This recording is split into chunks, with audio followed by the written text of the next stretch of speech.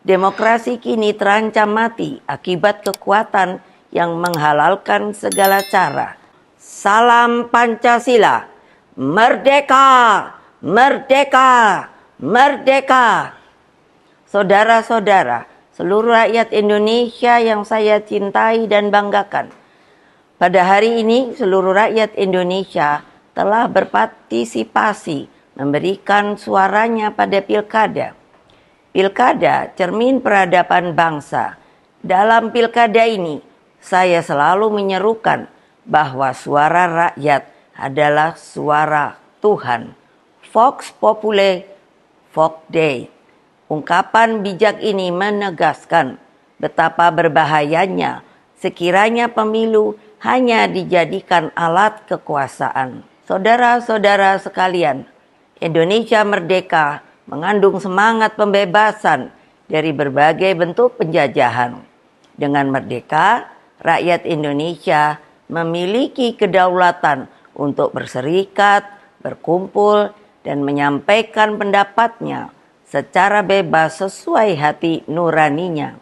Amanat inilah yang saya jalankan pada saat Pilpres 2004 yang dikenal sebagai pemilu yang paling demokratis tanpa campur tangan kekuasaan. Pada tahun 2004, selaku Presiden Republik Indonesia, saya menyelenggarakan pemilu secara langsung yang pertama.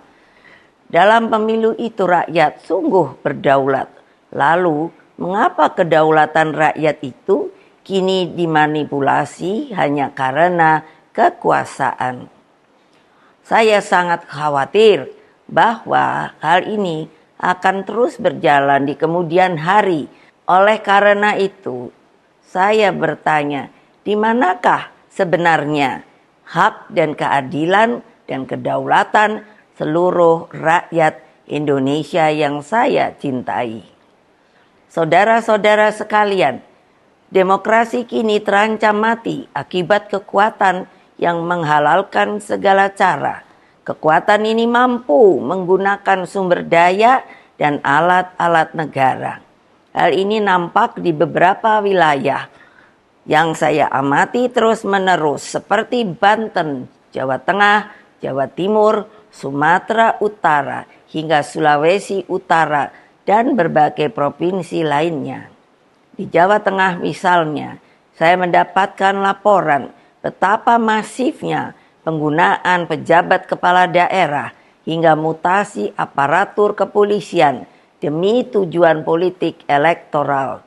Ini tidak boleh dibiarkan lagi, mengingat Mahkamah Konstitusi telah mengambil keputusan penting bahwa aparatur negara yang tidak netral bisa dipidanakan. Saudara-saudara sekalian, saya mengenal Jawa Tengah dengan baik. Saya terpilih sebagai anggota DPR RI 3 kali. Jawa Tengah bukan hanya kandang banteng, namun menjadi tempat persemaian gagasan nasionalisme dan patriotisme. Saya melihat energi pergerakan rakyat, simpatisan, dan kader yang militan, dan seharusnya tidak akan terkalahkan jika pilkada dilakukan secara fair, jujur, dan berkeadilan. Namun, dalam situasi ketika segala sesuatu bisa dimobilisasi oleh kekuasaan, maka yang terjadi adalah pembungkaman. Apa yang terjadi saat ini sudah di luar batas-batas kepatutan etika, moral, dan hati nurani. Karena itulah kepada seluruh simpatisan, anggota, dan kader Partai Demokrasi Indonesia Perjuangan serta seluruh rakyat Indonesia, saya serukan terus-menerus, jangan pernah takut untuk menyuarakan kebenaran. PDI Perjuangan tidak akan pernah lelah berjuang bagi keadilan dan melawan berbagai bentuk intimidasi kekuasaan. Ingat bahwa pilkada seharusnya mencerminkan peningkatan peradaban, etika, moral, hati nurani, harus jelas tergambarkan. Saudara-saudara sekalian, terus jaga semangat perjuangan. Kita tidak pernah menyerah. Kita terus melakukan perlawanan secara terukur dalam koridor hukum. Meskipun kita tahu sekarang ini hukum semakin dibuat jauh dari keadilan. Berkaitan dengan hal tersebut, pertama, jaga dan amankan setiap suara rakyat dengan sebaik-baiknya. Kedua, kumpulkan setiap bukti intimidasi aparatur negara, terutama juga money politics, ketidaknetralan pejabat kepala daerah, dan juga tekanan yang diberikan kepada kepala desa.